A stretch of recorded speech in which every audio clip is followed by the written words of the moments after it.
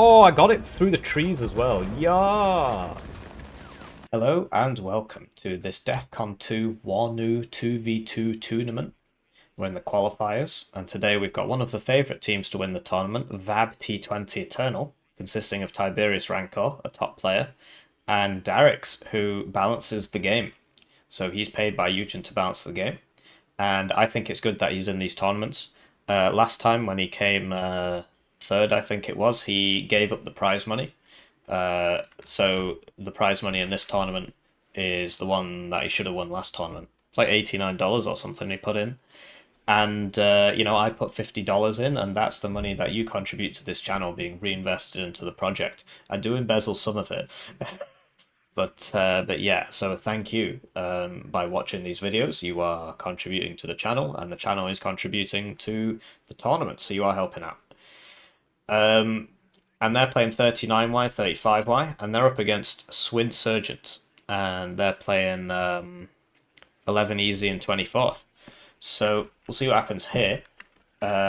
Looking at Blue's deployment, it's your fairly standard 11E goes places. They're not being particularly aggressive. They looks like they just want to hold their zones. And I think late game, Red's going to have a serious advantage here because they're just going to rocket RT everything to death, although I've noticed a lack of FOB.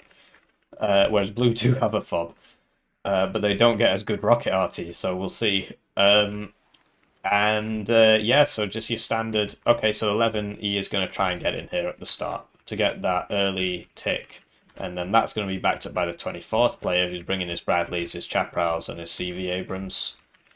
On the right, quite a heavy force for the right, so Stinger, Tow 2, it's a good spot. Sniper for recon, CV, and then some more recon, although he's not unloading these vehicles. That's interesting. And a CV and a Bradley, so they're defending this quite hard. Switching to their opponent's deployment, got Tryberius. Okay, so Darricks has spotted him a forward deployed AA truck. But yeah, you've got Tryberius on the left, you'd expect that, the tank division in the more open field. I know it's very dark and you can't really see anything, but you're going to have to trust me. And yeah, so he's got... Okay, so on the left here, it's just a blocking force, so a couple Iglas, and so that they're expecting helicopters, I guess. And then two anti-tank guns and a tank CV. So just a blocking force here, so this is a bit of an overinvestment. And then the rest of Tryberius's guys, just Iglas, Conkers, going to mid. No fire support, no, never mind. And then he's got SPG-9 and 3 BMP-2s, so the BMP-2s should deal with the enemy infantry.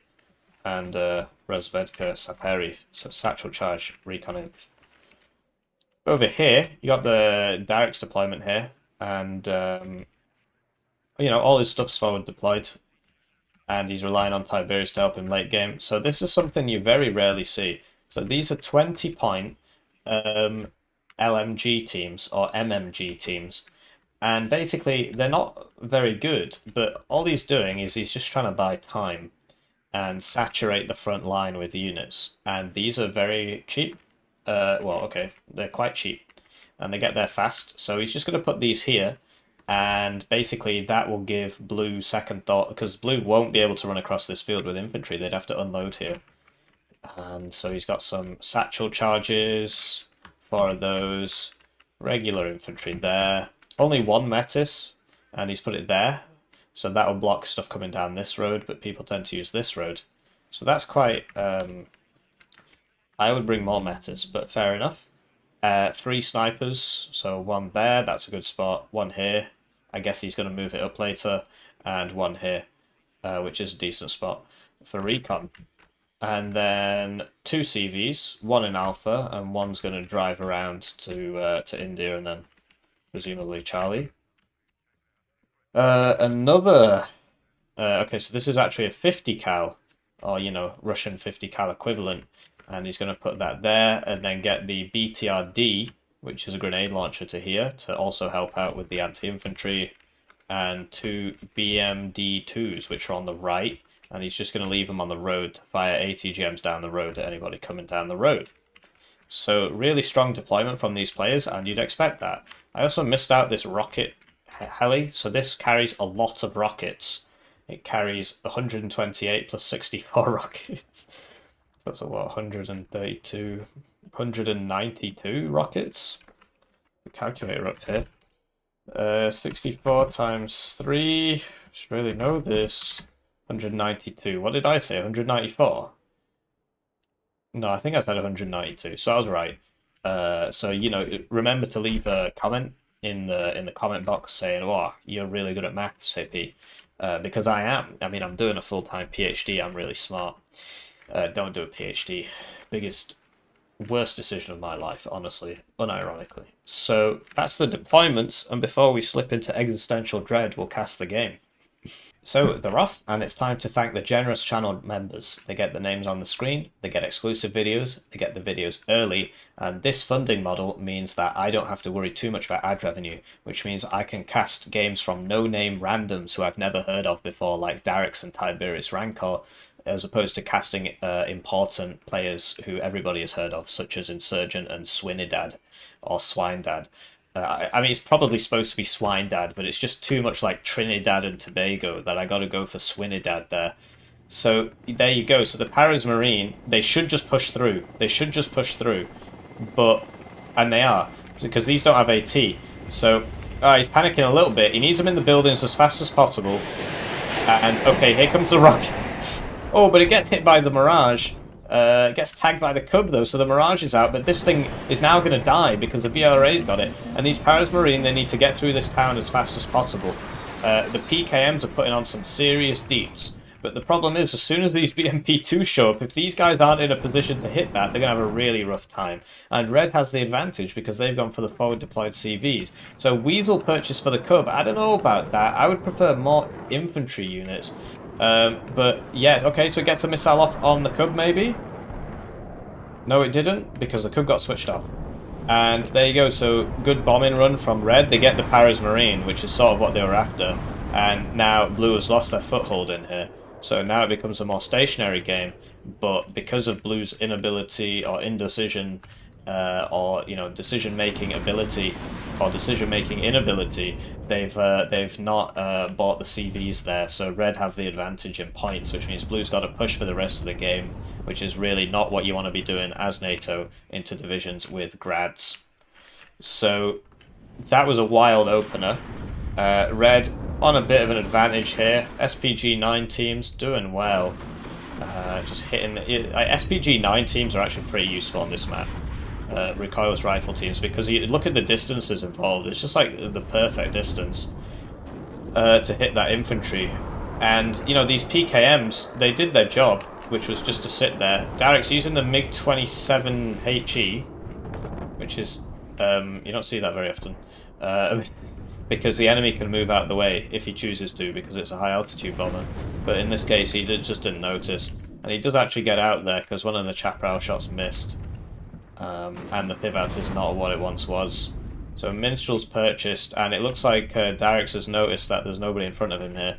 So BMD2's getting around to here. If he can get it to here, that'd be perfect. Get the CV, get all the reinforcements. But I think he's content with that sight line while the rest of his infantry move up.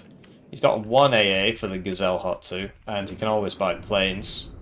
So Red doing quite comfortably here, but the game has slowed down a little bit. And you'll note that there's no recon here. The snipers are doing a good job, but you see, these guys, like, they're not visible. But yeah, if this was in this building, probably be able to see that. So LGBT's out to deal with the hard targets there, which is the Paris Marine, and then that lets you bring in the BMD2 because these guys don't have AT. So that's gameplay right there. These Saperi are unloading a bit. I mean, he knows there's no AT, so I'm not surprised he doesn't YOLO. Quite a conservative player, but it would be cooler if he did. Artillery purchase from Swinedad, and there's no reinforcements coming in over here. That LGBT was good, gets the Saperi, but this BMD2 is just going to kill everybody. And as soon as it gets to the main road, there's nothing coming down this road, because it's going to fire its ATGMs. So, yeah, great play from Red. Definitely the more experienced team. And, yeah, Metis going off there. Need some supply for these guys. Lots of low units here. Tryberius just crawling forwards on his own. He manages to get into this building here. And I think he'll be able to shoot that. No, he won't. But the T-80B makes that smoke. And Red have taken this zone, really. They just need the will. So Vasilex going in. I mean, these things are a bit expensive for what they are, really. 80 points. This man isn't in a building. So there we go. And this needs to move forwards one house so it can kill this. And if it's in that house, he should be alright. Tank won't be able to shoot him. So, yeah. Saperi goes down there. I'm not sure what killed it. But Blue are in a world of hurt. And he's going to drive the PC behind a building, but not do it properly. So the enemy can definitely still see that. And I'm not sure what happened to that BMP too. Probably got Bradley to death. Really not sure, actually. They've all got their rounds. Maybe it was a plane. Maybe it was a bird. Maybe it was Superman. So, you know, the artillery, they're using it to hit targets. That's good. But they need to sort this out. Minstrel goes down to Vasilex there. And these can be decent if you constantly queue it on the same area, so it doesn't spend most of its time re-aiming, realigning. So you see the aiming tends to be the main part. So if you hit the same area over and over again, you actually get a pretty decent rate of fire there. This RBF thing, the robot bomber, or whatever you want to call it, getting a good bombing run on there. It's probably going to hurt those Paras Marine. Actually, it was just a trash bombing run. Never mind, it got a Paras Marine. Jaguar HE goes down over here, presumably to the Cub and Igla friends. And, you know, Tryberius just building up here. You know, Darricks spotted him the forward deployed at the start, and now Darricks focuses over here. LGBT going for that where he thinks the CV is. Oh, is he going to drive into it? No. If he'd been a little bit faster there, he would have driven into it. And, yeah, Bradley's being used to good effect to kill these guys as Blue slowly tries to retake this zone. The Apache, we'll see how that goes. I mean, this thing, he's going to try and get it round to here so that it can shoot the Apache in the side and just stun it immediately. BMP-1s, okay. Swindedad's doing a decent job bringing the tank out here to kill that BMP-1. But he's not shooting at it. There we go. So yeah, using the CV tank is smart. Of course, it does tend to draw aggro. And Tryberius has finally brought the Grad. And here you go, so this is in a perfect spot to stop that helicopter. And this helicopter, there's nothing contesting it, so it can get all 196 of its rockets off on that one Bradley, which it hasn't managed to kill with its 196 rockets, because rockets are pretty bad. Wow. Yep. Incredible. So it does get it. It only took 192 rockets. I don't know why I keep saying 196. This man misses, but he is low cohesion. Second one's not going to miss. And this Bradley's going to go toe-to-toe with this AT plane now. So good usage of the rocket helos. The guns have fallen silent. You should still be hitting back here, but you know, no need to stress yourself. Good Grad strike here. It's going to take out that infantry.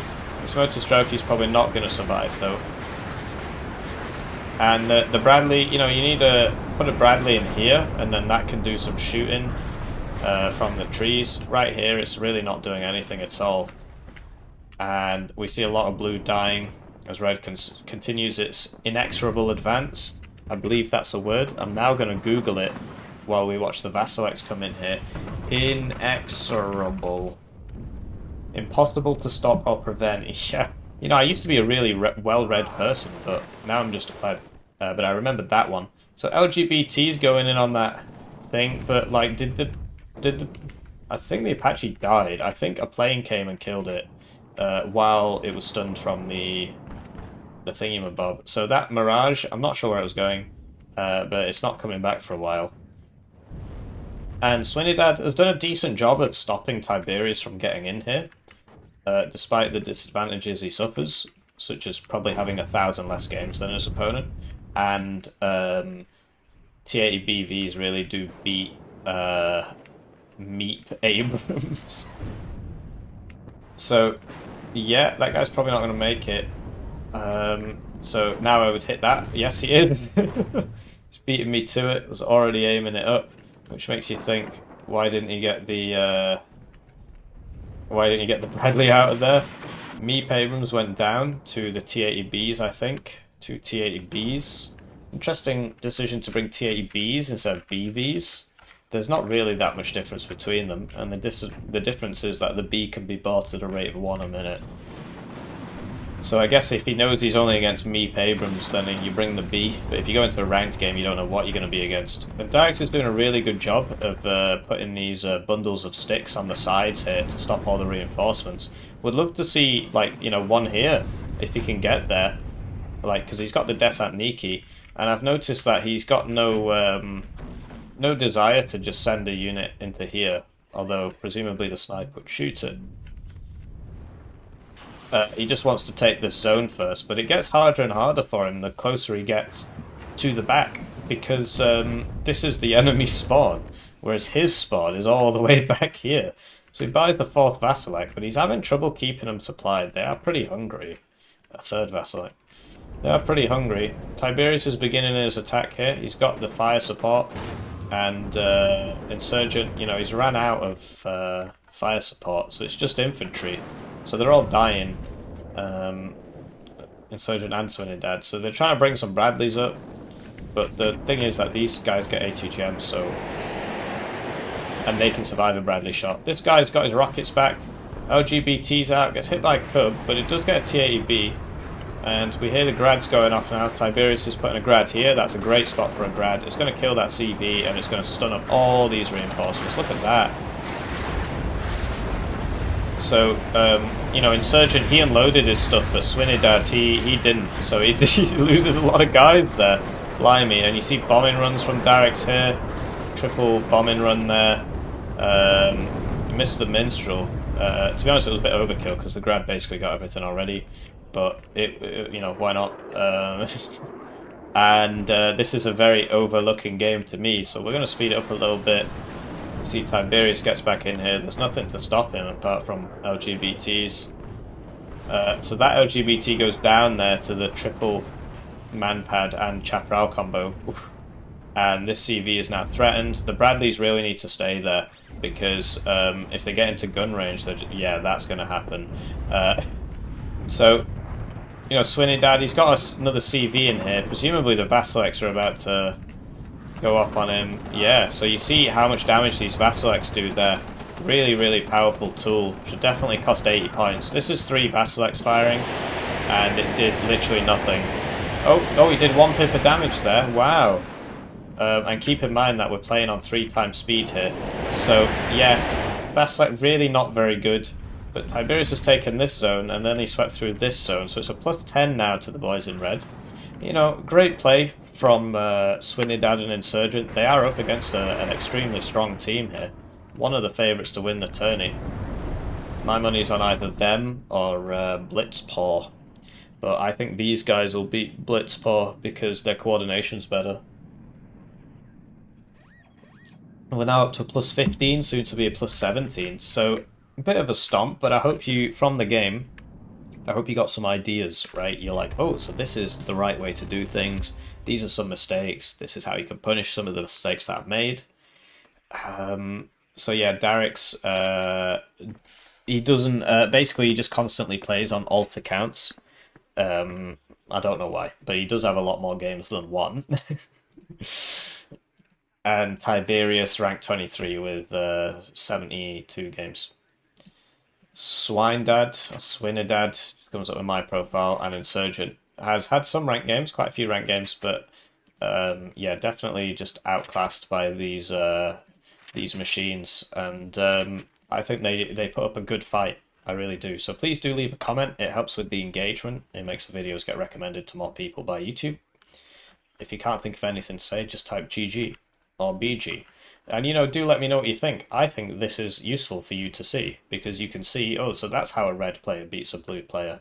And you saw the PKMs there. Maybe they are useful. Maybe it is worth bringing a card of those. So please do let me know what you think, and I wish you a lovely day. Unless you don't leave a comment, in which case...